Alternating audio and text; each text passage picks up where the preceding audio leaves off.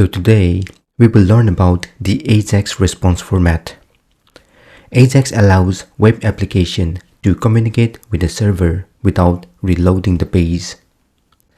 The response format of an AJAX request can be XML or JSON. XML or Extensible Markup Language is a structured format used for storing and transporting data.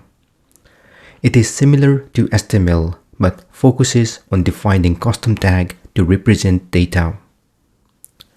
When an AJAX request is made, the server can return data in XML format like this. XML is structured. It uses a tree-like hierarchy.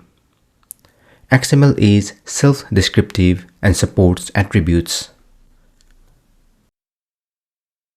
JSON or JavaScript Object Notation is a lightweight and human-readable data format commonly used in AJAX responses.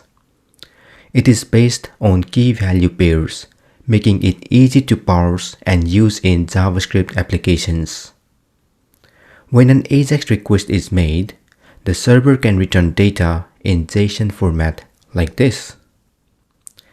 JSON is the preferred format in modern web development due to its simplicity and efficiency. It is lightweight, easier to read and write, supports natively in JavaScript, and parses faster in comparison to XML. This is the end of this session. In the next session, we'll learn about the AJAX security limitation. Feel free to comment below if you have any questions. Also, please don't forget to like, share, and subscribe to my channel to get more videos in the future. Thank you and see you soon.